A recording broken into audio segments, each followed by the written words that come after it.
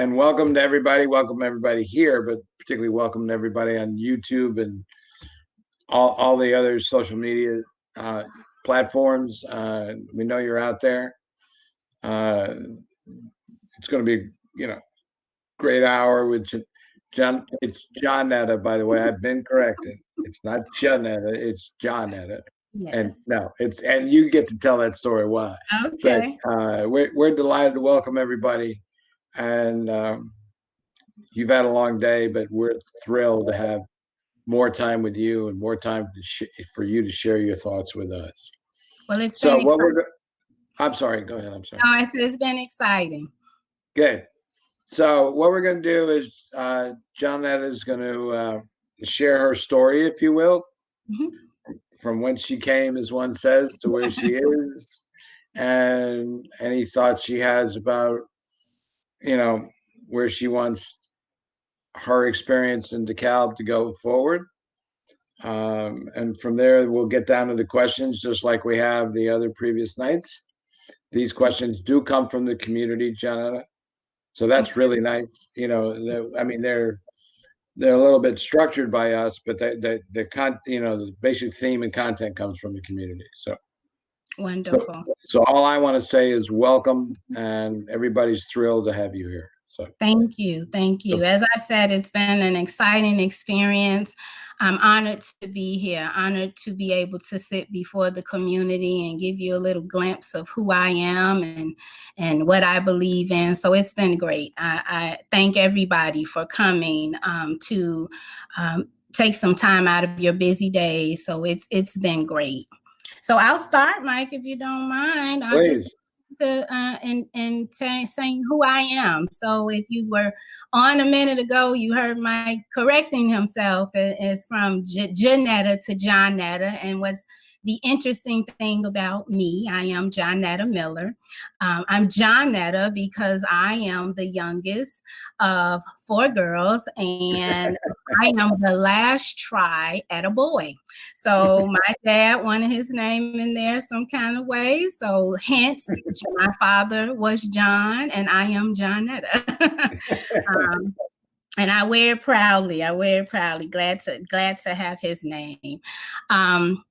I started my career not in education, but as a DCFS caseworker. I was a foster care caseworker, meaning that children came on my caseload and families came on my caseload once the children were removed from the home.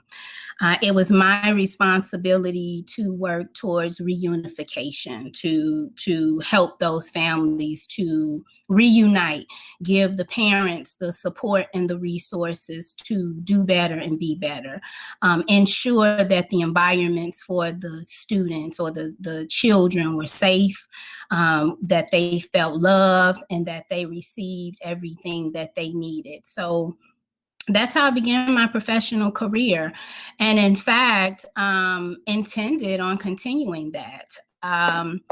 In the span of 5 years, I had 3 toddlers. They aren't toddlers anymore.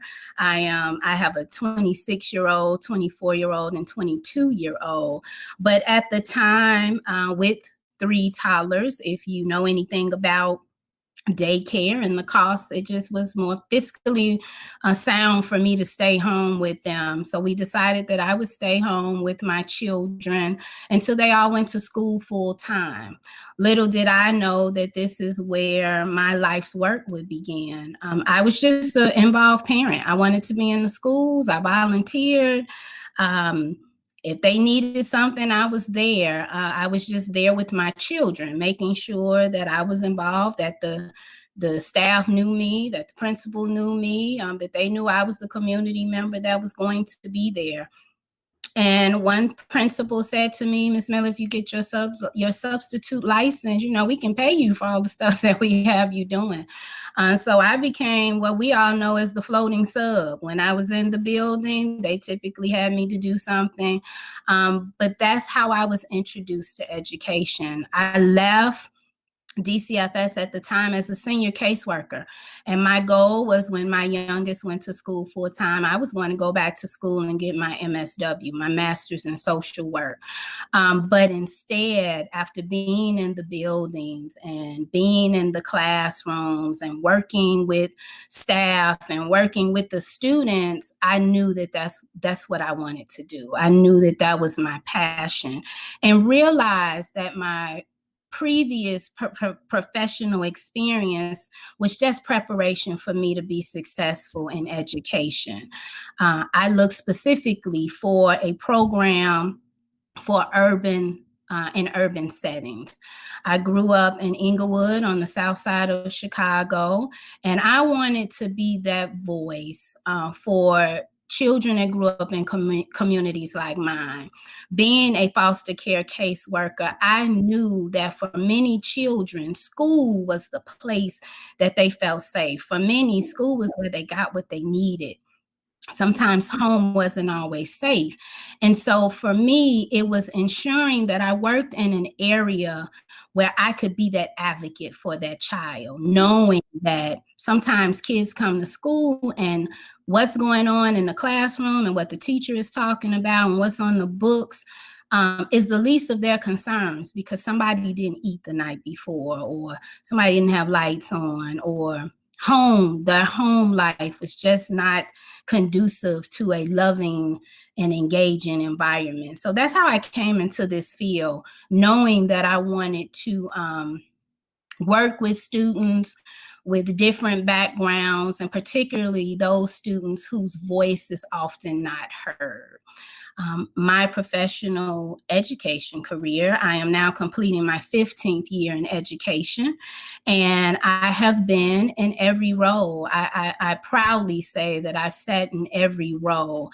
I've been that parent that's been involved. I have been that classroom teacher that works to ensure that I am implementing best practices in my instruction. I have been an administrator. I've been a dean, an assistant principal, a principal, curriculum director, HR director, and now currently superintendent at West Harvey Dixmoor School District 147.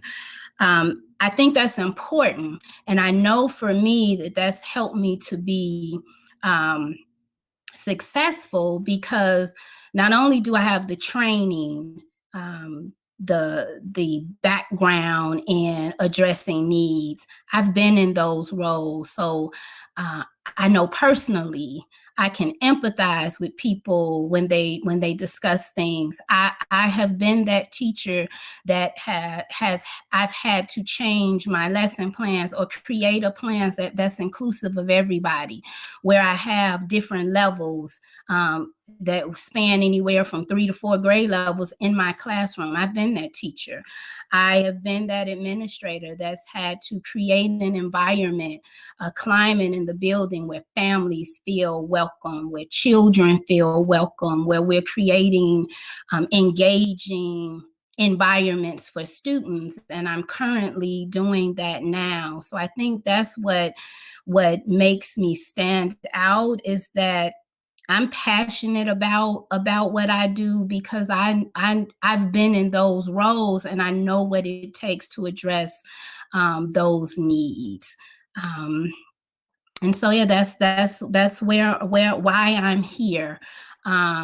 Why I choose to work in environments of multicultural backgrounds and environments that include diversity, because I know with the right support in place, with the right training, with the right people in place, there's nothing that a child can't do. And so as long as I'm in this field, my goal is to make sure I'm a part of doing that. Thank you so much. Thank you. You've been with us all day, so you know the 3 categories, etc. So yeah. We're going to move on to the questions around why Dekalb. The first one's always been very similar, and that's, why did you choose to apply to be our superintendent, and what are your long-term career goals and plans?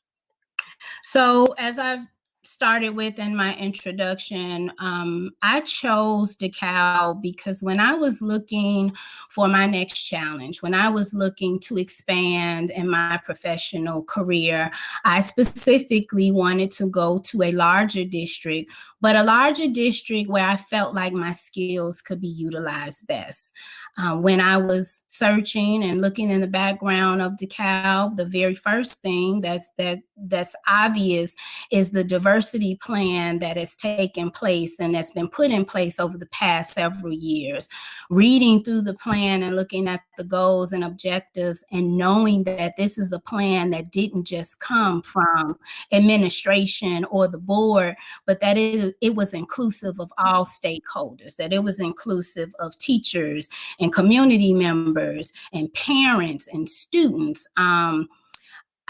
I knew that what I have done would speak to that. So I was excited about it because when I look for a challenge or wherever I'm working, I want to ensure that it's relevant for me too. When we talk about students and moving students forward, we have to create environments that are engaging and relevant. We have to make learning relevant for them, and that's how they get involved.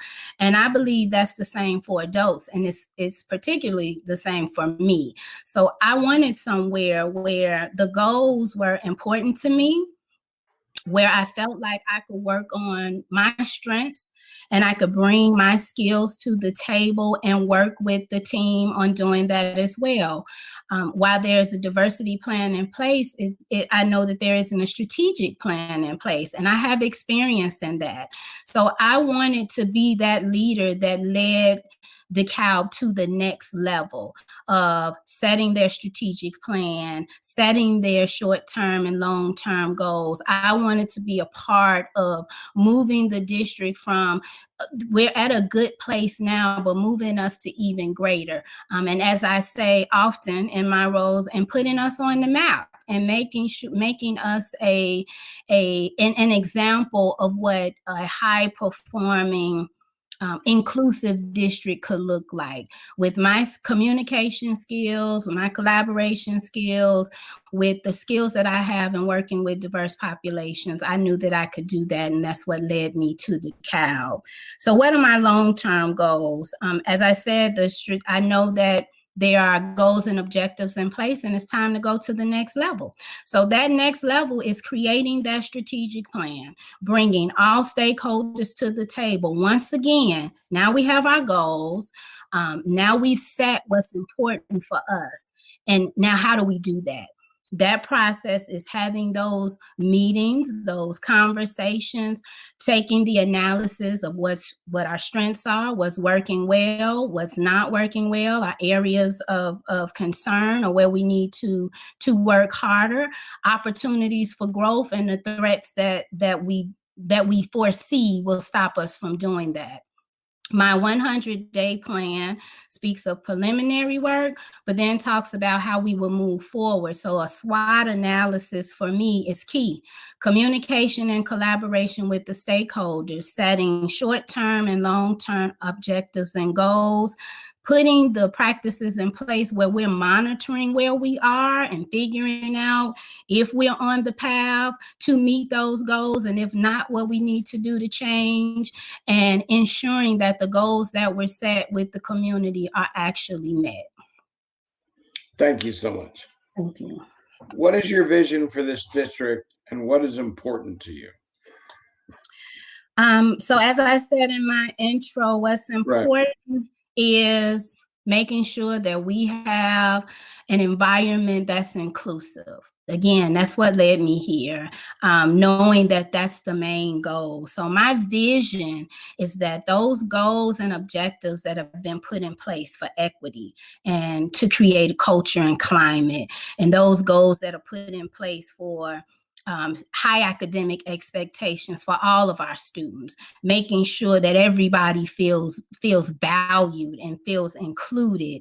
The vision that I have for the district is leading the strategic planning process so that we have a plan of action in place to meet the goals. It would be crazy for me to say, to see that this is something that so much work was put into and not ensure that I am continuing that. So the vision is that those that started this plan, those stakeholders that were there at day one, that came to their first meeting to talk about what's important to us, is being there for them to see those plans gain fruition. Thank you. Thank you.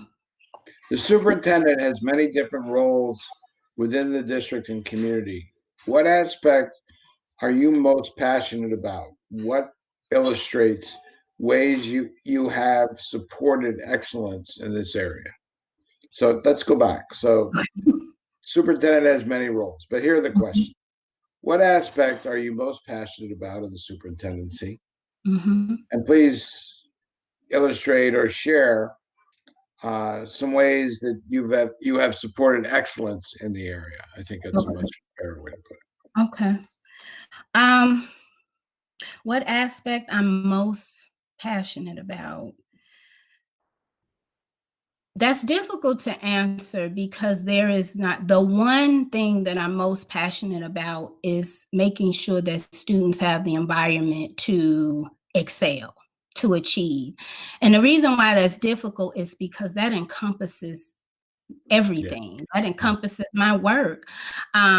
It's starting off with making sure that my buildings feel safe. I've said to the groups earlier, you can walk in a building and know the feeling.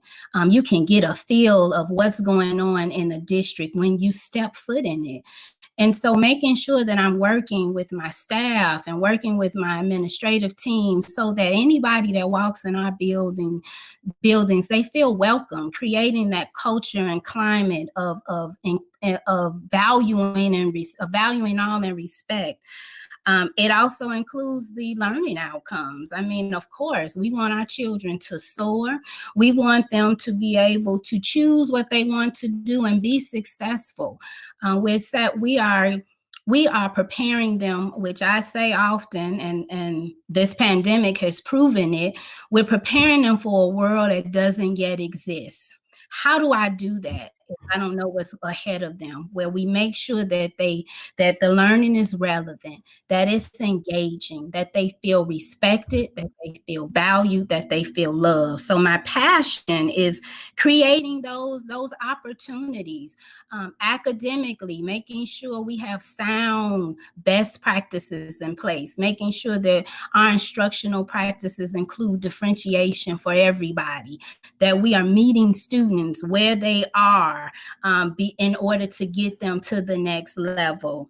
My passion is I can't do that for students unless I make sure my staff knows what to do so that they feel supported, that I give those training opportunities. So how I have done that, we started differentiated PD for our staff. And I've done that as a curriculum director and as a superintendent, just as our students. If learning is not relevant or something is not relevant to an adult, they're not as invested in it. So making sure that they feel like they're relevant and making sure that I'm giving them the support to do that.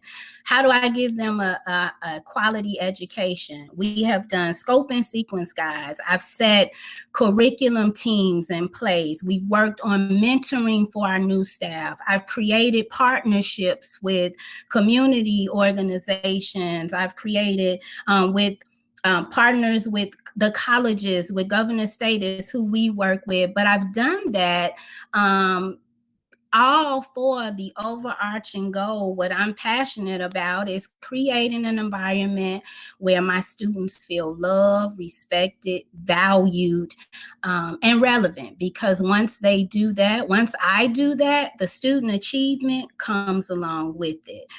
It will automatically increase because the children are in an environment where they can and do well and reach that next goal. Thank you. Thank you. All right. We're moving to the next category, past experience. Dekalb has many community assets. What is your experience in building partnerships within the community? And then please illustrate a change or innovation you have made in the past and the effects that it had on the community and or the district? So you'll hear me talk a lot about collaboration and communication. I believe partnerships is the way for me to do that. My district is one of the lowest socioeconomic areas in the state of Illinois. So partnerships for us and for my families and for my children are vital in order for us to move forward. We are highly dependent on federal and state funds. And so I have to make sure that we're doing what we need to get them there. I have partnerships with, as I said, Governor State University is the college, the local college that's in our area. And we have created a partnership with them. We work with them on trauma-informed instructional practices where my administrators and my staff, they go to sessions to get training on how to meet the trauma needs of students, how to address those needs. And then they in turn are able to be the lead to teach the rest of the staff to do that. I've reached out to community partners. There are local churches and local fraternities that work with our families because I know that the academic piece is only a part of my job. If I am truly going to give a child the environment that they need to be successful, I have to address the community and make sure that I'm supporting their families. So we've actually even been highlighted on the local news channels with what we do with our local partnerships. I've worked with them and they bring thousands of dollars to our district, and how it has affected the district. We just recently fed our district for Thanksgiving in this pandemic. So many people have lost their jobs. So they have received full Thanksgiving meals. We do Christmas giveaways. Our families can't always focus on gifts and toys, like they have to pay their bills. So with my partners, I'm able to give Christmas giveaways to our families. With our thoughtful classrooms, with our academic partners, we're able to train our teachers, make sure that they have the resources that they need to be collaborative, that they receive the training to differentiate their instruction, and that they can work on their student learning outcomes. And I do that in making sure that we're talking to others and talking to those that are willing to come in and help. I'm not opposed to talking with anybody. If someone says, call me if you need me, I do, because I want to make sure that my children have every opportunity, regardless of their socioeconomic background, that they can compete and they're able to get the same resources that anyone else can. So my partnerships that I have led at West Harvey Dixmoor has brought many opportunities to our families that they wouldn't otherwise have. Thank you. How do you support employee engagement, and maybe some examples of that, please? So again, with our communication, and I've said to the other group, you'll hear me say communicate and collaborate often, because I believe that's the first step in getting to anything. So creating the systems where teachers can talk, where staff can communicate, where they have the opportunities to give their voice. With our curriculum adoption process, it's not just me, it's not just the assistant superintendent making those decisions. We have our stakeholders at the table, giving them the opportunity to say what they think will work, what they feel that they need, and how they want to be successful, or how they can be successful to help students. So just making sure that the platform is available where teachers feel they're just as valued. And so we have curriculum teams. I have mentoring meetings where we pair our new teachers with more experienced teachers to help them be successful. And we've created currently in our PD sessions, teacher leads, making sure that the teachers can help to lead those PD sessions and set the structures and systems for leading our continuous improvement processes. Thank you. Now we're going to turn to action items. Okay. And we got 7 questions. This is Okay. the last group. How will you work to promote diversity, equity, and inclusion among students, faculty, and staff in the district? Students, faculty, and staff. First, ensuring that they have a voice. In order to make sure that people feel inclusive, you have to include them in the process. So we have superintendent coffee talks where the community can engage with us. Currently, with our road to reopening and the plans that we have to put in place, we have all stakeholders at the table. So how I would promote diversity is ensuring that we have opportunities where the staff and our students and our stakeholders can come to the table, where they feel valued, where they feel heard, where we give those opportunities to listen to their feelings, to take into account what others feel, to collaborate with them, and have those uncomfortable conversations about where we feel we are and what we need to do. Before we can do anything, I put this in my 100-day plan, is making sure that there's an opportunity for others to feel wanted.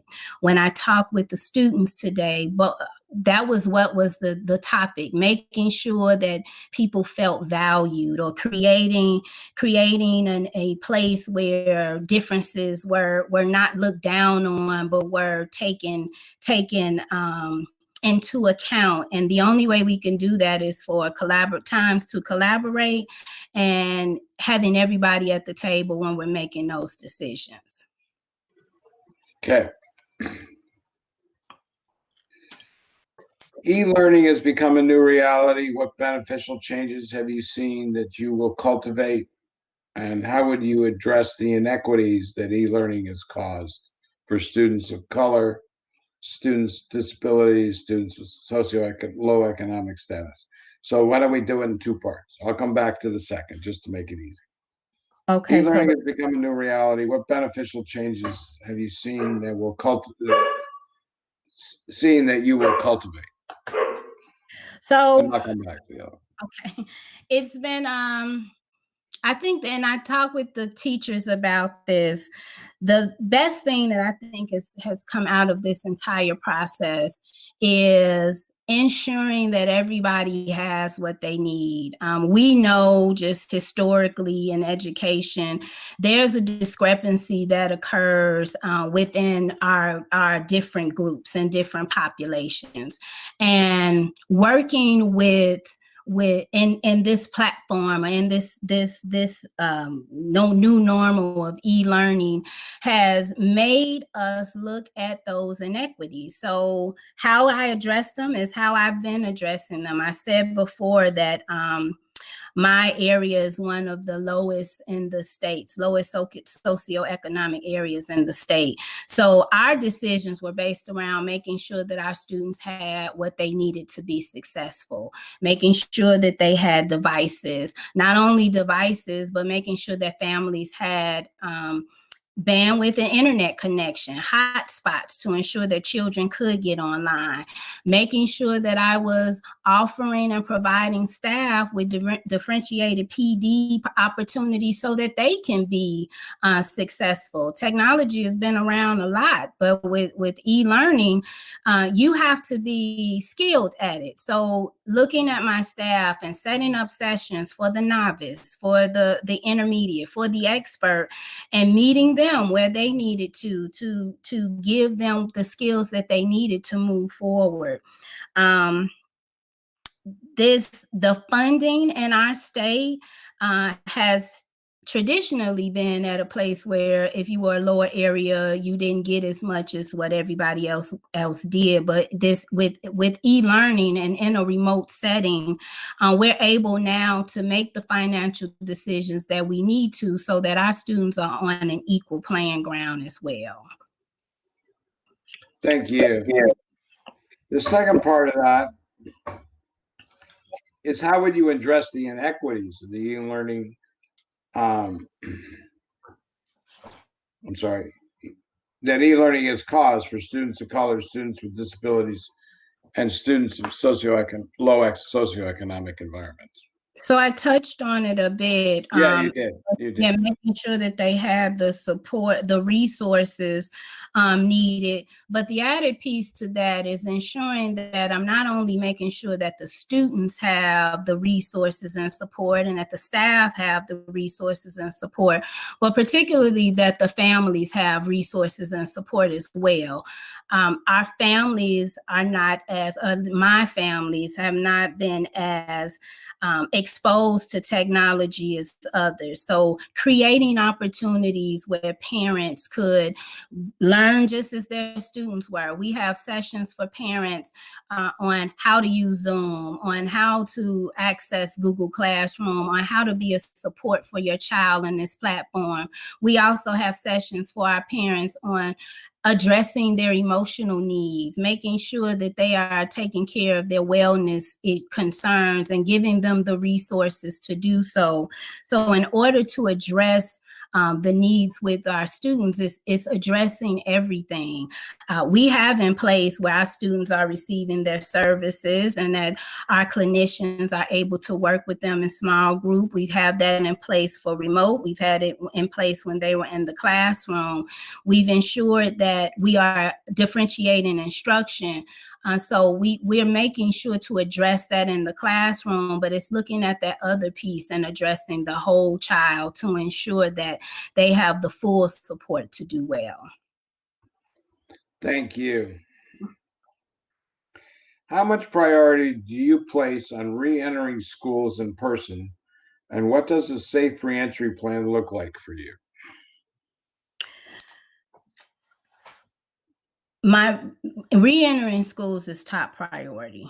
We all know that the longer the child stays out of the classroom, the more or the farther behind they can get. I was actually a part of a Focus for World News Tonight on just this, dealing with children out of school and how we're going to work on moving them forward. Currently, we are fully remote. In my district, our percentage numbers are so high, and the recommendations of the Illinois Department of Public Health is that we do not come in and when we do, we have to have certain things in place. So that's what I've been working on, making sure that my buildings are prepared, making sure that my staff is prepared, training my custodial staff and dealing with the issues that this pandemic brings, working with teachers so that when they do come back in, they have the support and resources needed. Our ultimate goal is to start our children back as soon as possible, get them in on a hybrid model so that they are working at least partway in the classroom so that we can work on addressing their needs. And it's an ongoing situation where sometimes we have to change. We were actually scheduled to come back on January 19th, but we had to push it back because our numbers keep rising. But although we had to push it back, re-entering is the ultimate goal. Those students that we talked about before with those inequities, the students that are behind the furthest need to be in the classroom in front of the teacher in order to address those issues. But when we do that, I have to make sure first that it's safe for them, that it's safe for my staff, and that everything that we have in place is not just for their academics, but for their whole wellness as well. So we will continue to work on it, work with our transportation companies, work with our partners, and continue to work towards reentry to get them back in school before, the end of this school year. Thank you. This one I'm going to smile about, but what is your plan for visibility within the district, and how often will you visit schools, and how will you engage with the community? And so, yes, as you know, I know you're smart. engaging with the community, I think, is key in getting everybody on board. So we have opportunities now, and I would look to continue those opportunities in DeKalb, where those superintendent coffee talks will continue within the community and give our partners and our stakeholders the opportunity to feel inclusive of our processes, to feel like they're inclusive of the goals and that they have a voice in it. With the students, it's a lot easier right now because I don't have as many schools, but just being walking through the buildings, letting the students see me, getting to know the students, that's what makes it all worthwhile. All of this work that we do, as hard as we work, when we see the smiles on the children's faces and getting to know them, it makes it all worth it. So I would be strategic in making sure that time is in my schedule. I talk with administrators about when they go in the classroom, make that non-negotiable time. And so I would do the same. It's non-negotiable time. It is set times where I will be going to the class, sitting in, letting the teachers see me, going into the cafeteria with the students, getting to know them at a different level, going to community events and going to the sporting events and things that our children do. I think it's important that everybody sees the superintendent and know that we're all in this together. It's not just Ms. Miller's plan. It's not just my actions and my goals, but my goals are driven by their goals, and just building those relationships so that we can collaborate together to get to our ultimate shared goals and objectives. Thank you. Share your experience in controlling school district costs. What are your experience with tax levies, etc.? I have varied experience with controlling school district costs. As the superintendent of a smaller district, I have to be involved in all of the operations to ensure that we're moving on the path that we want to. So being fiscally responsible is one of my main goals. And we have to sit down again, look at the goals and objectives, and make sure that our budget mirrors that. Make sure that our funds are where they need to be. When I became superintendent, unfortunately in my district, we didn't have any reserves. And at the time, it was when the state was in the district, was in the budget impasse, and schools weren't getting money. Well, because we are heavily dependent on state and federal funds, our conversations were about how long we could keep our doors open. So that meant we had to have some very critical conversations about how we spend those dollars. That is what I do now. That is what I will continue to do. For the levy, that's a part of the process. For my district, it is important that we capture all local funds. So we levy every year. We want to make sure that we don't leave anything on the table. And anybody that's familiar with the tax levy knows if you don't levy, you lose those funds and you won't be able to get them ever again. So we make sure to do a levy every year. We make sure that we ask for our max and our levy, so that if the funds are available, if our EAV changes, then our school will get more of those dollars. This year actually was the first time that I had the experience in our value, our EAV actually has the opportunity of going up because we have a TIF ending.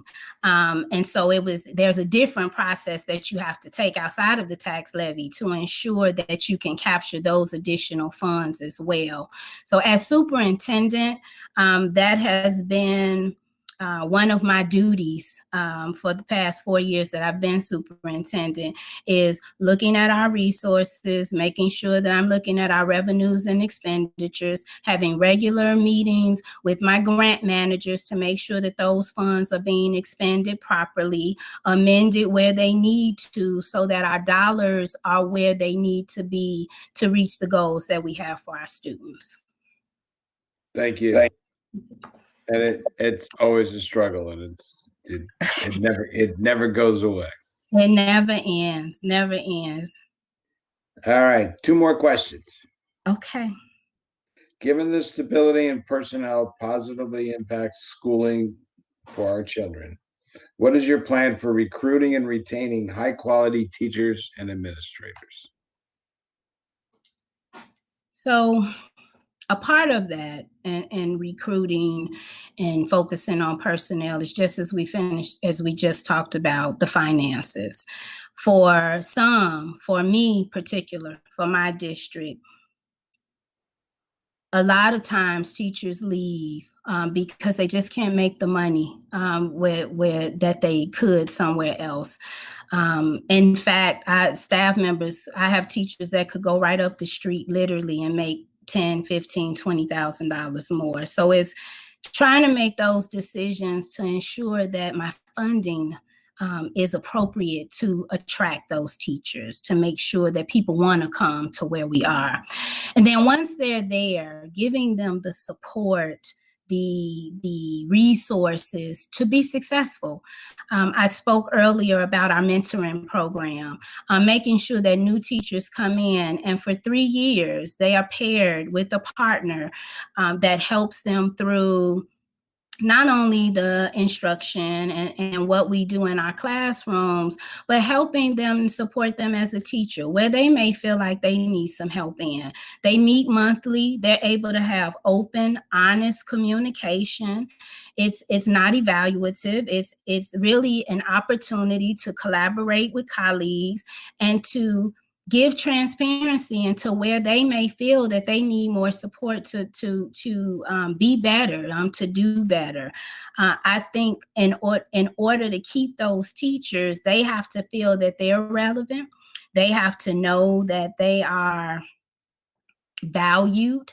And so in order to do that, I have to make sure that I give those opportunities where I'm showing that we are supportive. So just being inclusive and ensuring that we put the things in place for them so that they feel like they can be successful in order to help our students be successful as well.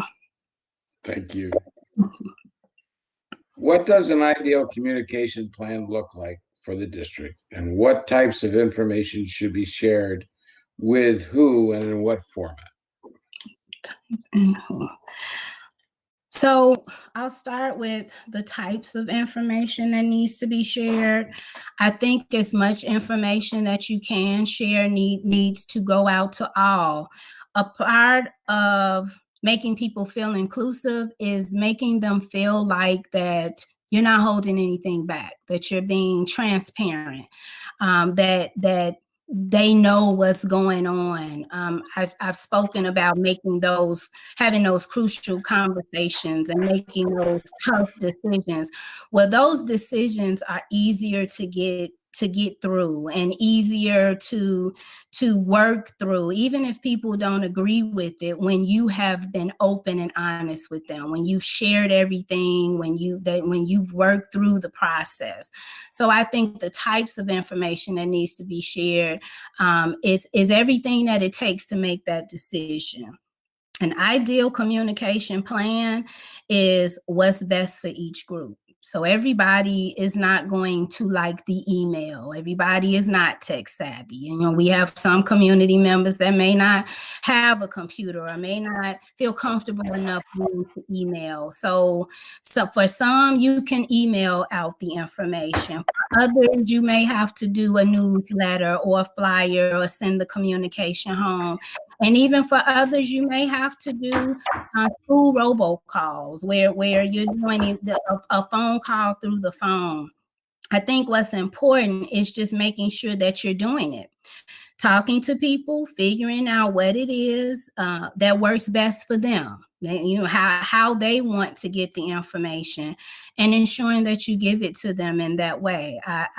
Making sure the board is aware of everything, making sure that staff is aware, because as we know, if you don't give the information, it gets out. And oftentimes when it gets out before you give it, it's out wrong.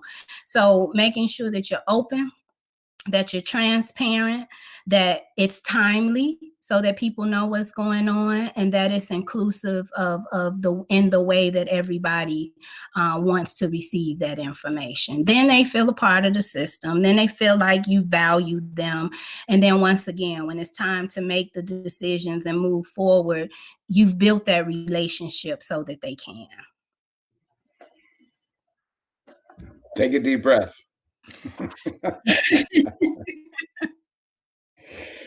It's been a long day. Yes, I just want to thank everybody here, everybody on YouTube, everybody on all the other streaming devices. Thank you so much. You've been consistent. I will tell you that a lot of the images are the same. The numbers are good. So thank you. We hope this has been very informative. Remember, you got these impression pieces, and Sarah has just put up the URL to click on there and share your impressions. It's a SurveyMonkey format, and we will calculate all those and we will share it with the board prior to their decision making. And everyone, and Johnetta, I'm sorry, go ahead, Sarah. I was just going to say we have shared the link in the chat, but you can also find it on the district website at the scroll bar at the top under the superintendent search page. Yeah, and so Johnetta, each group has been able to